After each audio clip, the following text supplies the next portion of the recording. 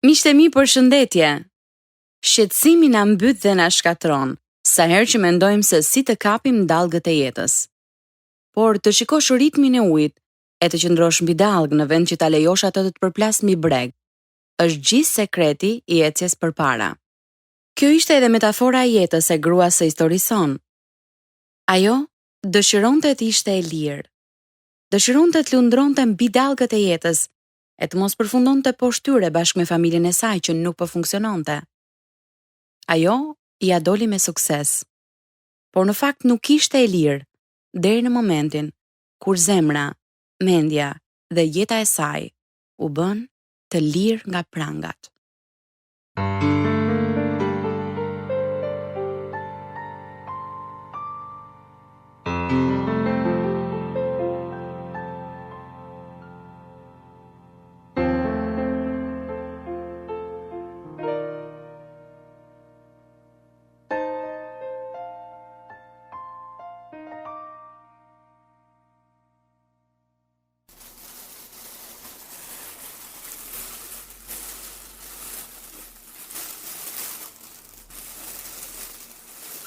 Tani është rada jote të hapësh një dhuratë, nën. Nga baba yt? Mendon vërtet se do ta vesh këtë? A ke ndonjë gjë tjetër? Po s'të pëlqeu fustani, shko e ktheje. Zgjidh ç'të duash. Lëre fare, kot që u mundova. Ç'mu desh mua që ta bleva një herë. Më thuaj, çfarë ka fustani që nuk të pëlqen? Ngjyra? Modeli? Apo thjesht se e ke nga unë? Duket tamam si një thesh. Nuk më pëlqen fare. Ashtu, E po unë nuk të pëlqej ty. As unë nuk të pëlqej ty. Mos më bli mu fustane që më tregojnë si një shtëpiake e pa vlerë, sepse unë nuk jam ashtu. A mos do të blej për ty një minifund që të shkosh e të takosh me të tjerë pas pune? Njerin ty, i pa vlerë, të urrej. Të gjithë larë, shpejt!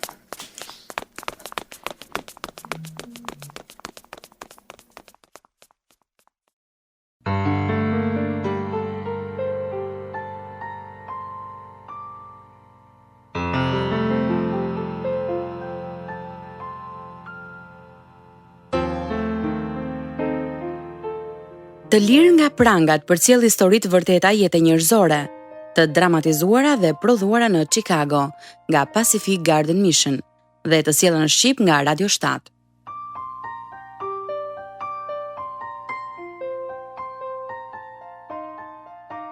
Shumë vetë mendojnë se një person është i përçmuar nga bota kur është i pastre, e flen në një qoshe të rrugës, por Perëndia shikon zemrat dhe jo pamjen e jashtme.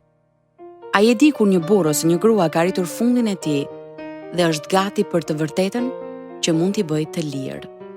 Kjo është arsyeja pse Pacific Garden Mission ka filluar punën në qytetin e Chicagos që nga viti 1877. Dyert u hapën për të mirëpritur ata që nuk mund të shkonin asgjëkundi tjetër, veçse lart, tek Perëndia. Misioni ofron ushqim, veshje dhe strehim, madje edhe kujdes mjekësor e dentar. Gjithçka falas.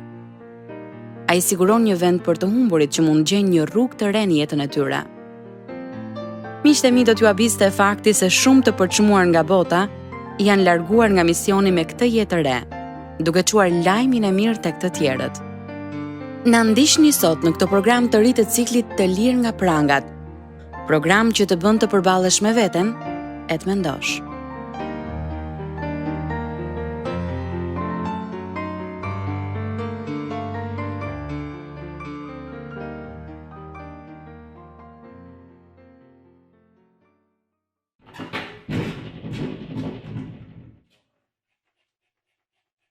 Çfarë Krishtlindjesh?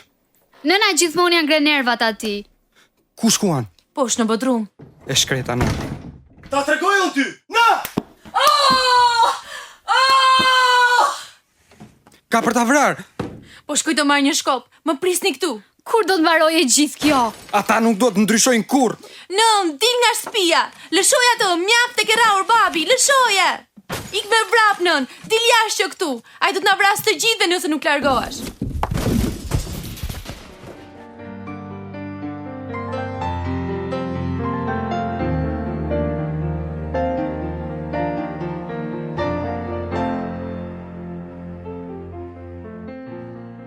Jam e bindur se nuk është krishtlindja juaj e preferuar, e as familja që do të doni të kishit.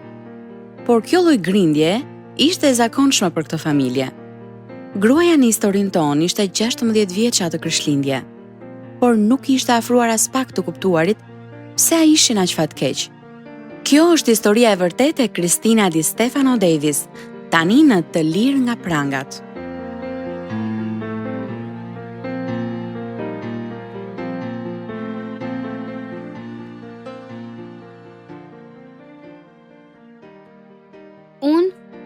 U rita në Italinë e vogël të San Franciscos, në mes të 5 vëllezërve dhe motrave, të gjithë të lindur brenda 7 viteve. Unë isha e parafundit, e lindur 2 muaj para kohe, gjë e cila erdhi si pasojë një shpërthimi tjetër të babait, shpërthim ky që e çoi nënën në spital. Njerëzit thonin më vonë se babai ishte në spital çdo ditë, duke u lutur që unë të mbijetoja. Babai ishte një oficer policie, gjithmonë gati për të më ndihmuar kur vritesha, apo kur nëna ishte abuzuese. Ajo asnjëherë nuk më ndihmonte, as mua, as të tjerët. Motra ime e madhe, Laura, ishte një kujdestare e vërtet. Ajo mundohej të rregullonte gjërat për ne fëmijët, por nëna duke sikur më urrente mua më shumë.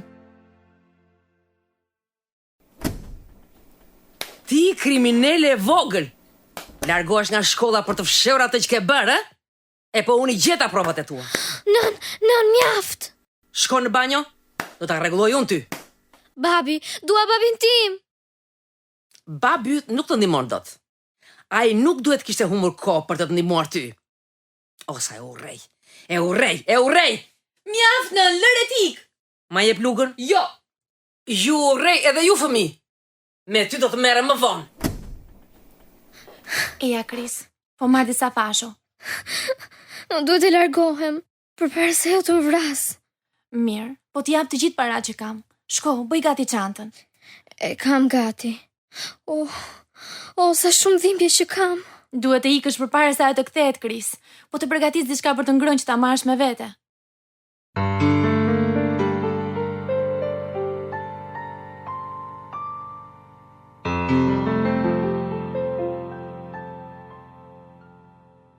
Laura gjithmonë na ndihmonte dhe nuk merrte parasysh se çfarë duhet të sakrifikonte vet. Motra ime e madhe qëndronte gjithmonë në dhomën e saj, duke ushqyer urrejtje për baban. Që atëherë, ne e dinim se kishte diçka që nuk shkonte në familjen tonë, por u deshën vite që unë të kuptoja arsyen. Atë ditë, u drejtova drejt oqeanit, tek një shpellë përgjatë Kodrinës, ku unë dhe babai shkonim ndonjëherë bashk. Lash çantën dhe vrapova për të bërë surf. Kisha dhimbje nga të raurit, dhe kur vrapoja dhimbja më shtohej. Ndërsa yjet shfaqeshin atë natë, unë ndridhesha, sepse kisha ftohtë dhe isha e friksuar të rija vetëm. Vazhdoja të pyesja veten se ku do të shkoja. Një vit më parë, halla ime më kishte dhënë një libër, ku thuaj se Perëndia një emër në çdo ylli. Kështu që e dija se ai e njihte dhe emrin tim.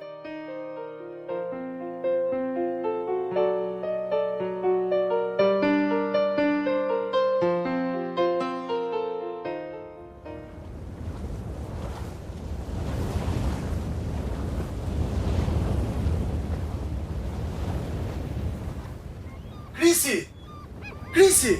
Babi! Çfarë bën këtu shpirt? Isha shumë i shqetësuar për ty. Kam frikë se nëna do të më rrah për vdekje. Ti do të vish në shtëpi me mua. Të siguroj që e nuk do të prek më. Por ti nuk je aty gjithmonë për të më mbrojtur mua, babi. Mos u shqetëso shpirt. Mirë? Nuk e di. Krisi, ti je një vajzë guximtare. Por 8 vjeç, je pak si e vogël për të jetuar vetëm. Përveç kësaj, çfarë mund të bëj unë pa ty zemër?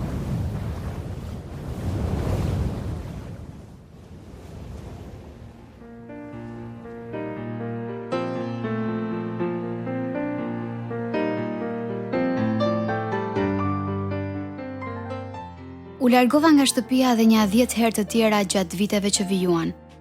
Por babai gjithmonë më sillte përsëri në shtëpi. Isha e preferuara e tij, sepse isha në gjendje ta bëja të qeshte dhe të flisnim për gjëra të gëzuara. Ai ishte abuzues ndaj fëmijëve të tjerë, dhe sidomos ndaj vëllait tim. Shpesh mundoheshim të ngushëllonim njëri tjetrin, sepse nëna nuk më donte mua dhe babai nuk e donte atë. Ndihesha përgjegjëse për lumturinë e babait dhe fajsoja nënën, sepse ai çdo ditë pinte gjithmonë më shumë dhe bëhej i dhunshëm dhe i distancuar. Doja ta shpëtoja nga vuajtjet e shpirtit të tij. Kur motra ime filloi të dilte me djem, gjërat u bën më keq. Ku mendon se po shkon ti? Unë në patinazh. Me kë? E po me shoqet e klasës. Me shoqet. Me kë do të shkosh të thash? Bën mirë të mos jetaj Dino Bolini. Nuk të le të dalësh me të. O mjaft, të lutem dal babi. Deni, lere të qep. Qenë budala! Të urrej, gjithmonë do të urrej.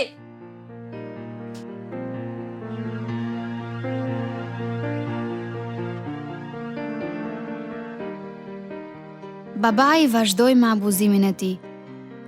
Ndaj dhe motra shkoi lart, por ai e ndoqi. Më pas ajo e shtyu dhe ai ra në përshkallë. Nëna u largua. Motra doli jashtë nga dritarja dhe u largua duke lënë Laurën dhe mua të kujdeseshin për babain.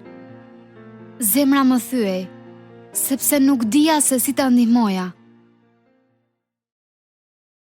Laura, a e pyet veten ndonjëherë nëse ndokush e di se çfarë ndodh këtu? E si mund ta din? Askush nuk tregon të vërtetën. Po. Është një sekret i madh. Po ndoshta të gjithë familjet grinden si ne. A mendon se prindrit e babait e din? Nëse e din, nuk po bëjnë asgjë. Dhe mua më duken sikur gjërat po bëhen keq më keq. Nëna nuk është ku në shtëpi. Dhe babai pi jashtë mase. Sa të mbaroj klasën e 8 dhe 4 vitet e shkollës mesme dhe do t'iki sa më larg nga këtu. Po, unë mezi pres të shkoj në kolegj, sa më larg aq më mirë. Aman, Laura, asnjëherë nuk kam menduar për ikjen tënde. Çfarë do të bëj unë pa ty? Ti je fort, Kris. Do t'jesh mirë. Kujto se ne i artojmë vetjet e tona. Ne jemi heroina.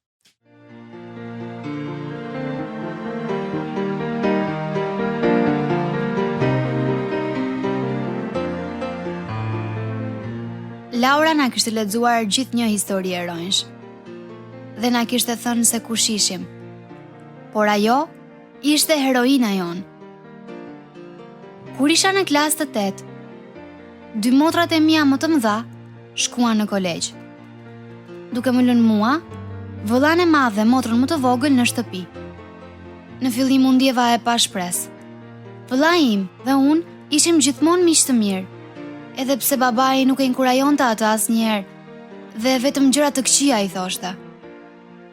Atë vit, ai zbuloi marijuanën dhe më ktheu dhe mua tek ajo. Një ditë, ai solli disa cigare marijuana. Të marra nga një polici maskuar, një kurth që e kishte ngritur babai. Ai bëri që vëllai të qëndronte një natë në burg, përpara se ta sillte në shtëpi. Gjino, ku është pjesa tjetër e drogës? Kjo është e gjitha, baba. Hidhe në banjo. Tani. Është radha jote, Gjino. Aty është vendi për kokën tënde. Nëse të kap edhe një herë duke pirë atë gjë afër shtëpisë, nuk do ta shohësh më kurrë diellin.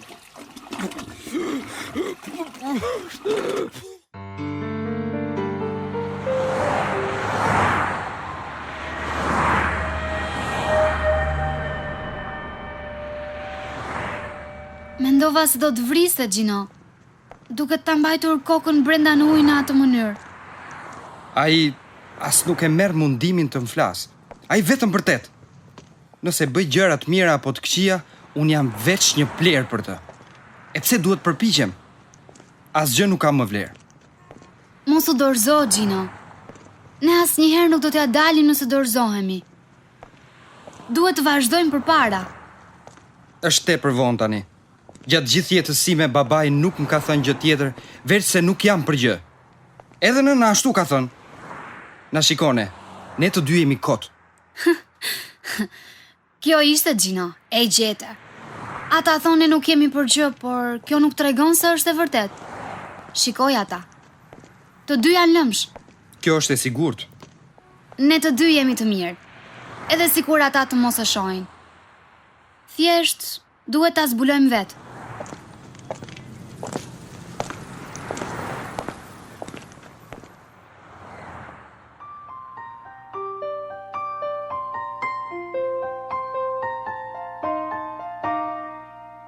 Gino u betua se nuk do t'i fliste më kur babait.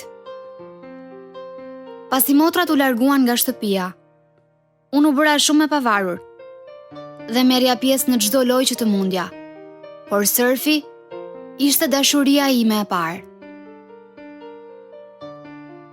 Kur kapja dallgët, kisha një ndjenjë të fortë lirie. Nuk isha e mirë në shkollë dhe futesha lehtë në telashe, pasi grindesha shpesh me të tjerët. Disa prindër nuk i lejonin fëmijët e tyre të rinin me mua. Vitin kur mbusha 16 vjeçe, motra ime erdhi në shtëpi për Krishtlindje. Të gjithu përpoqën t'ja kalonin mirë. Laura dhe unë shkuam të blinim disa gjëra me babain, dhe ai bleu nënës një fustan ngjyrë kaf, pa shije. Natën e Krishtlindjes u bë një sherr i madh për shkak të fustanit. Ne të gjithu fshehëm në banjo, ndërsa Laura ndihmoi nënën të shpëtonte nga babai. Më pas, ne dëgjuam disa hapa dhe Laura shkoi për të parë se ç'po ndodhte.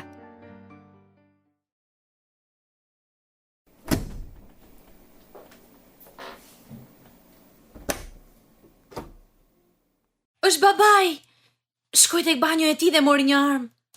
Po e mbushte me fishek kur unë vrapova për të ardhur këtu. Të gjithë shtrihuni për tokë, mos bëni zhurmë fare. Ai nuk duhet ta di se ne jemi këtu.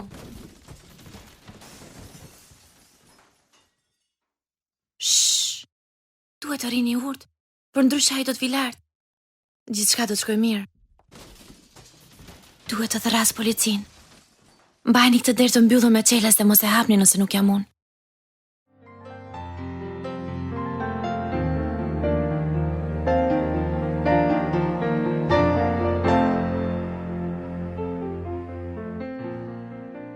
Laura mori në telefon policin, por e lëshoi telefonin kur dëgjoi babain që po afrohej. Sa po ajo erdhi në banjo, ne dëgjuam një të shtënë dhe pastaj një tjetër. Qëndronim të shtrirë dhe pyesnim veten nëse babai do të na vriste të gjithëve.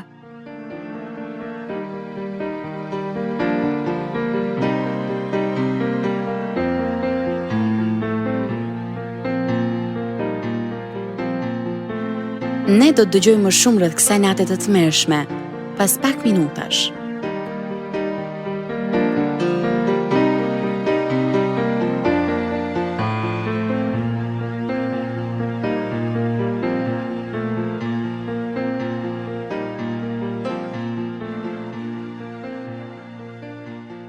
Samuel Sierra ishte një llogaritar shumë i aftë që punonte shumë. A ishte një bashkëshortë e baba që i pëlqente të eksperimentonte me drogën, e gjithmonë mendonte se kishte veten në kontroll. Më pas, provoi heroinën e gjithçka ndryshoi. Heroina ishte hajdut shumë i mirë. Ajo e pushtoi shtëpinë e Semit, që dikur kishte qenë plot paqe. E mori gjithçka me vlerë, besimin e bashkëshortes, admirimin e fëmijëve dhe vetë integritetin e tij. A mund të humbas ndonjëri më shumë sa kaq? Ne kemi botuar një broshurë me historinë e vërtetë të Samuel Sierra, ashtu siç është transmetuar në të lirë nga prangat. Aty të mund të lexoni se si fuqia e Krishtit mbi mëkatin e liroi Semin nga slllavëria e heroinës, duke i dhënë një jetë të re. Plani i shpëtimit na është prezantuar shumë qartë, duke bërë këtë broshurë një mjet të fuqishëm dëshmie. Nëse doni një kopje të saj, mund të na shkruani në Radio 7 kutja postare 2914 Tiranë, ose mund na dërgoni një email në info@radiovishthat.net.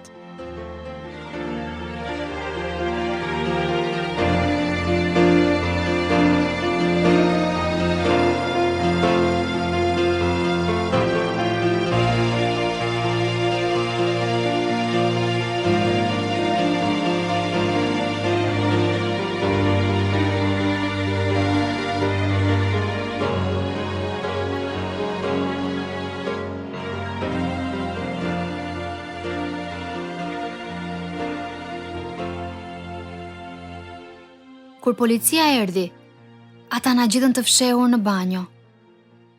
Nëna dhe babai kishin ikur, duke lënë pas një rrëmuj të madhe. Disa ditë më vonë, babi erdhi i shoqëruar nga policia për të marrë rrobat e tij. Ai qau ndërsa më puthi mua. Tha mirupafshim dhe u largua nga jeta ime.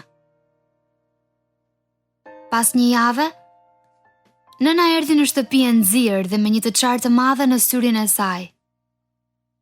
Të gjithë pjesëtarët e familjes së nënës na këshilluam të qëndronim larg nga babai.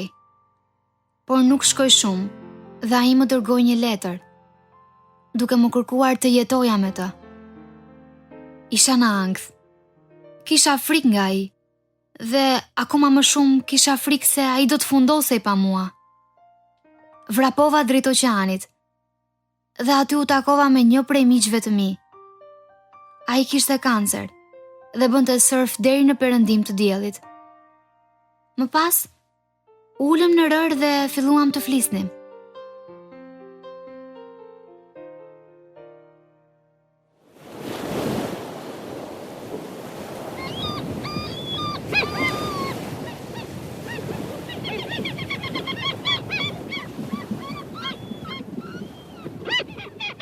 Të kesh kancer, mund të jetë shumë dëshpëruese. Por kam menduar për atë që ti më ke thënë, Kristina. Për kapjen e dallgës, atë kujtohet. Është shumë e vërtet. Ti ose do të jesh në mëshirën e saj, ndërsa ajo përplaset mbi ty, ose ti e sheh dhe zgjedh të hipësh mbi të. Kështu është jeta. Kjo është e vetmja mënyrë për të qëndruar lart. Doktori më tha se filloj kimoterapinë së shpejti. Vërtet? Po, ndaj duhet të vazhdoj të eci përpara dhe të mos lejoj dallgët që të më fundosin ndërsa vin drejt meje. E kështu jam dhe unë. E gjithë familja ime ka hipur mbi bord në një farë mënyre dhe nëse unë dua të arrij bregun, duhet notoj vetëm. Pra, nuk do të jetosh me babain? Jo, e di që nuk mund ta ndihmoj më.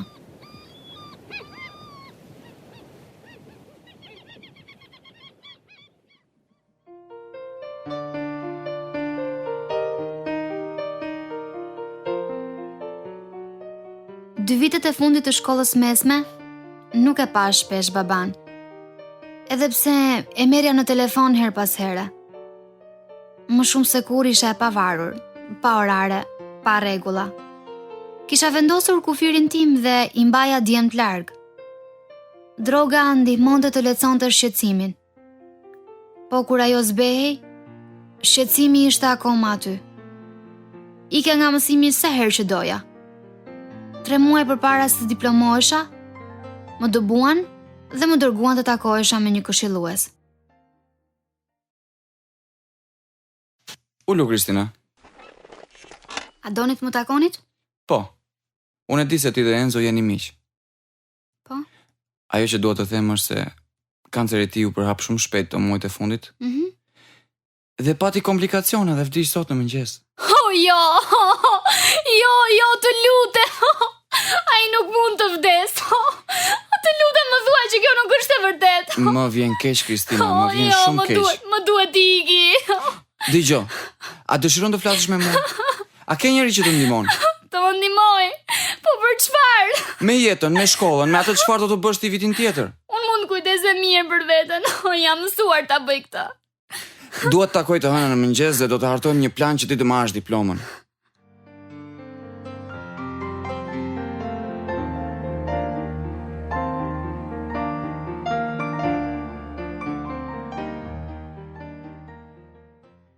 Dua që ti të kërkosh çdo mësuesi të t'jap një sasi të caktuar pune në mënyrë që ti të diplomohesh. Nëse ti mundohesh dhe plotson kërkesat, do ta marrësh diplomën. Nuk e di nëse mund t'ja dal. Ma merr mendja se ti je në gjendje të bësh shumë më tepër se çfarë mendon. Mirë, do mundohem. Edhe një kusht tjetër. Duhet të biesh dakord të shkosh në kolegj në Vjesht. Kolegj? Po bëni shaka apo... Kristina, kjo harta këtu tregon të gjitha kolegjet e mëdha në Kaliforni. Zgjidh njërin. A ka ndonjë shtëpi pushimi me ski aty afër ndonjë kolegji? Po, ka një në malin Shasta në veri, 5 orë larg nga këtu.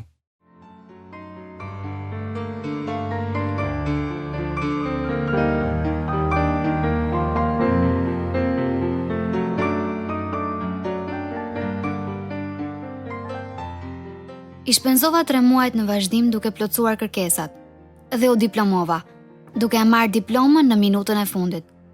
Pas diplomimit, vendosa të shkoj në kolegj dhe kështu u drejtova për në veri, pa i thënë gjë babait.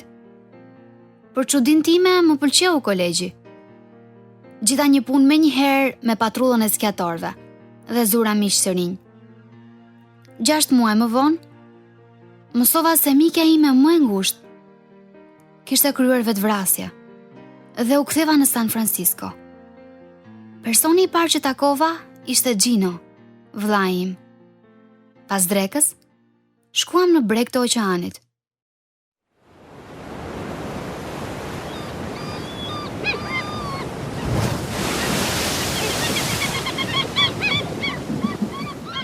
Kris, pse mendon se vrau veten? Sepse nëna e saj ishte shumë e keqe. U mundova të them të mos e urrente, por ajo nuk mundej. Ne jemi me fat me sa duket. Mësuam të ambientohemi në mënyrën tonë. Ndoshta. A ke folur me baban? Jo që kur jam larguar nga shtëpia. A do ta takosh gjatë kohës që je këtu? Ndoshta. Sa herë që e marr në telefon ai qan, edhe gjithmonë pyet për ty dhe për të tjerët. Po nënën, a do ta marrësh në telefon? Në asnjë mënyrë. Ajo nuk do t'ja di fare se çfarë po bëj unë.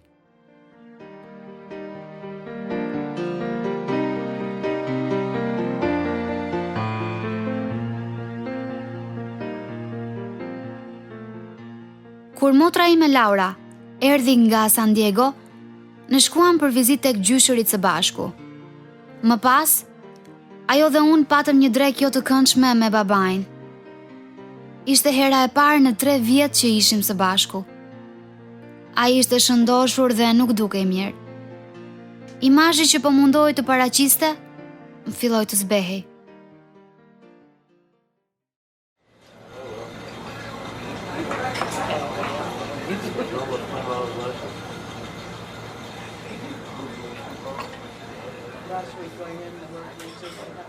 Po, gjithçka po shkon mirë me baban tuaj. Më vjen mirë, babi. Më ka marrë malli për ju fëmijë. Ju jeni gjithçka që kam. Unë nuk mund të jetoj vetëm. Gjitha ato vite që kam bërë 3 punë për të mbështetur familjen time, dhe tani nuk kam asgjë. Askush nuk flet me mua. Nuk e kuptoj. Pse askush nuk flet me mua? O babi, më vjen keq. Mjaft me këto. Dua të di për punën si infirmiere, Laura. Ti ishe gjithmonë ajo që kujdese për vëllezërit dhe motrat. Ata ishin me fat se të kishin ty.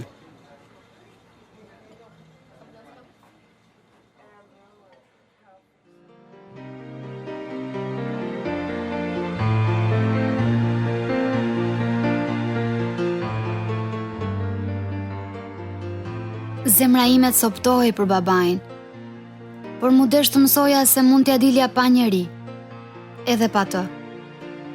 Në kolegj isha në një dramë, në të cilën unë kërceja dhe flisja me demon, një pjesë që më kallte frikën. Gjatë kësaj kohe, u bëra shoqe me një vajzë të re. Një ditë, kur po merrnim sallatën, ajo më habiti me një pyetje.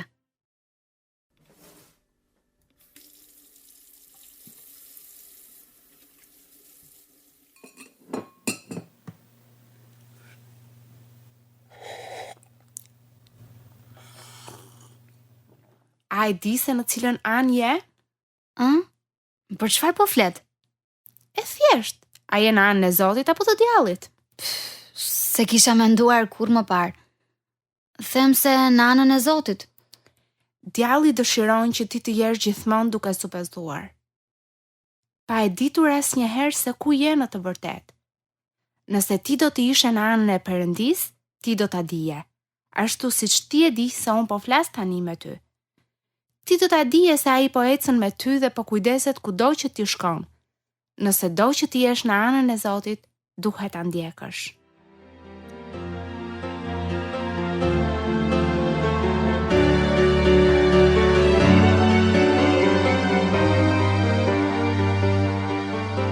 Doja të sigurohesha se isha në anën e Perëndis. Por si? Nga fëmijëria imagjinoja peshorën e të mirës dhe të keqes. Dhe për mua, kjo peshore anonte më shumë nga e keqja. Sidomos tani që e kisha braktisur babain. Mendova për këto gjëra për disa muaj me radhë. E më pas u mundova të shkoj në kishë me dëshirën time.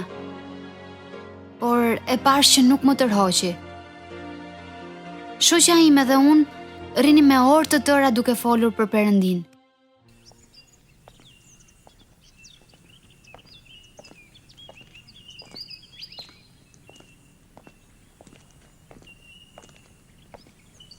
Qiejt shpallin lavdin e Perëndis. A bie dakord me këtë thonje, Kris? Po, por çfarë duhet të thoje kur më the se duhet të ndiqja Zotin? Ku po shkon ai dhe si e kupton ti që po e ndjek? Lexo Biblën dhe ai do ta tregoj. Në fakt kjo është ide e mirë. Unë kur nuk e kam lexuar Biblën. Pse nuk vjen me mua në kishë të dielën? Pastori ynë jep mësim nga Bibla dhe ti do të mësosh shumë gjëra.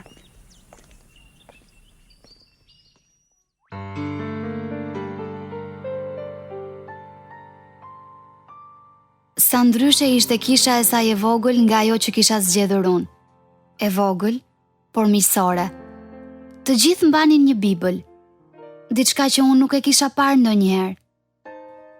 Ata kënduan një këngë rreth dashurisë së Perëndis, që solli lot në sytë e mi.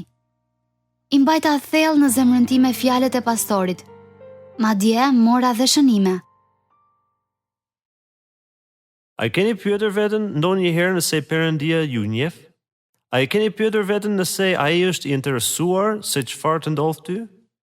Të gjithë përgjigjet e pyetjeve që ju keni rreth Perëndis gjenden në Bibël. Le të shikojmë të gjithë Psalmin 139. O Zot, ti më ke hetuar dhe më njeh. Ti e di kur ulëm dhe kur ngrihem. Ti e kupton nga larg mendimin tim. U mahnita nga fjalët që ai lexoi atë ditë. I thash vetes: Zoti është i vërtet. Ai di gjithçka rreth meje. Ku mund të shkoj larg nga fryma jote, ose ku do të mund të ikje larg pranë sate? O sa të çmuara janë mendimet e tua për mua, o Perëndi. Sa i madh është gjithë numri i këtyre. Po të doja ti numëroja, do të ishin më të shumtë se rëra. Kur zgjohem, jam ende me ty.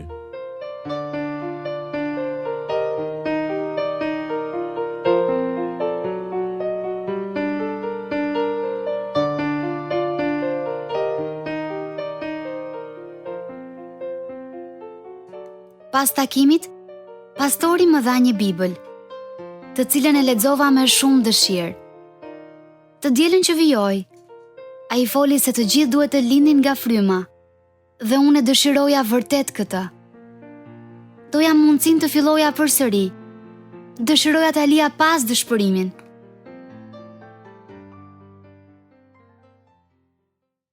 Imagjinoni kanjonin e madh.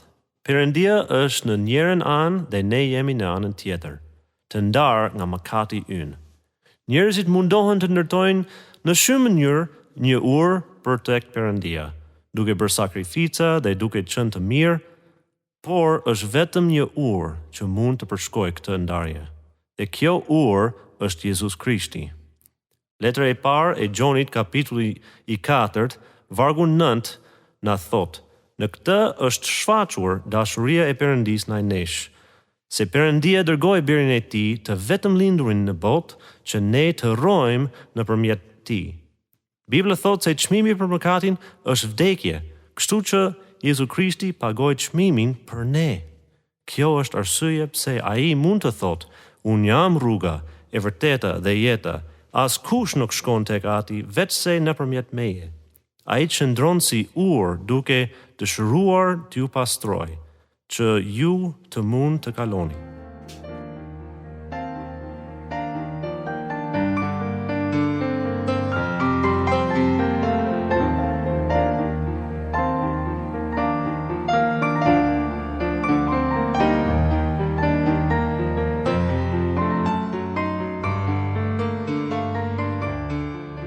Isha me lot në sy. Sa po mbaroj takimi, u largova me nxitim nga kisha dhe shkova në shtëpi ku u gjunjëzova. E dija se Jezusi kishte vdekur në kryq për mua. Dhe u luta. Faleminderit Perëndi që i përgjigjesh lutjes sime dhe më tregon se si të jetoj. Faleminderit Jezus që vdiqe në kryq për mëkatet e mia. Faleminderit që sigurove një rrugë për mua. Të lutem, fali të gjitha mëkatet e mia.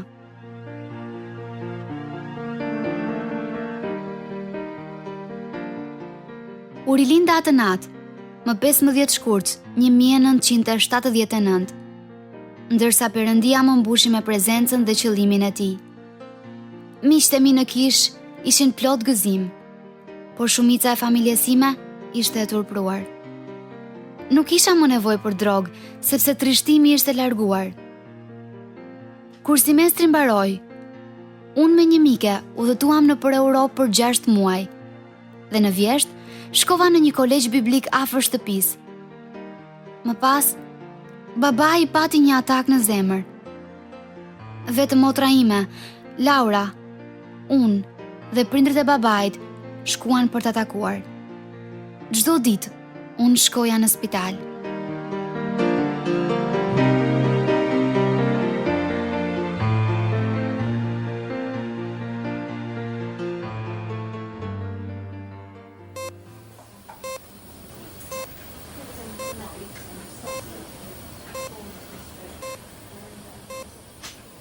Pra, ti dëshiron të hapësh një jetimore, e? Po, babi, ne shpenzuam 2 javë në Portugali, duke kujdesur për vajzat jetime në vend që të pagonim për dhomën dhe ushqimin.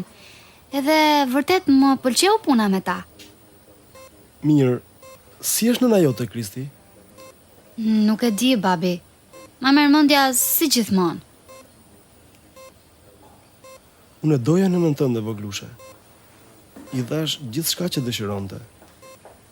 Ajo kishte një shtëpi të madhe, shumë rroba, të gjithë ju fëmijët.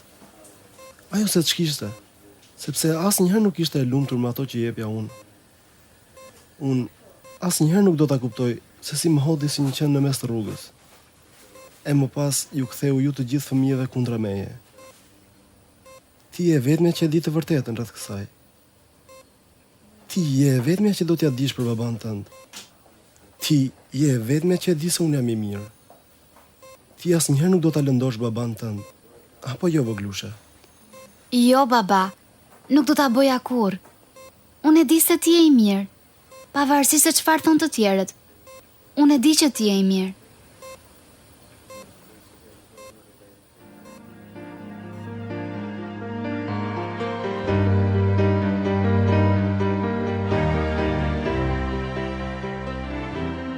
Unë nuk e dija të vërtetën atë kohë.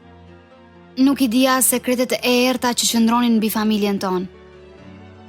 Duheshin vite që unë të shija në atë grop të madhe e të errët. Por Perëndia po më përgatiste të përballesha me këto gjëra dhe të ndihmoja të tjerët që të mësonin të vërtetën që do të na bënte të lirë.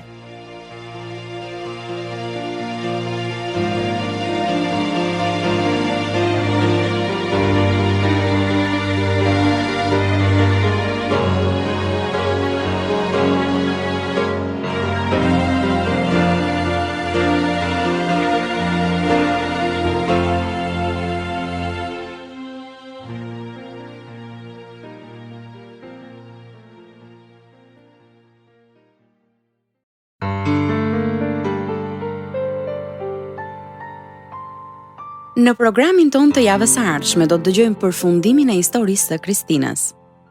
Deri atëherë shpresojmë se dëshmia e saj t'ju ketë ndihmuar të kuptoni dashurinë e Perëndisë për ju. Perëndia na deshi kaq shumë, sa dërgoi birin e tij të vetëm në kryq, që ne të kemi një jetë të re nëpërmjet tij. Miqtë mi, mos jetoni me lëndime në zemër e konfuzion. Ftojeni Zotin sot në jetën tuaj. Nëse doni të mësoni më shumë rreth këtij vendimi të rëndësishëm, na shkruani në Radio 7, kutia postare 2914 Tiranë, ose na dërgoni një email në info@radio-7.net. Hapeni derën e zemrës suaj dhe ftojeni Princin e Paqes të hyjë aty tani.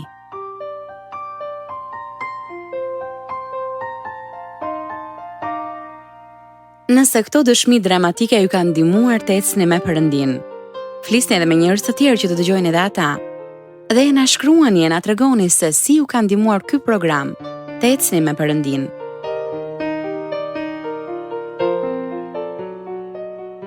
Miqtë mi, sapo keni dëgjuar historinë e vërtetë të Christina Di Stefano Davis.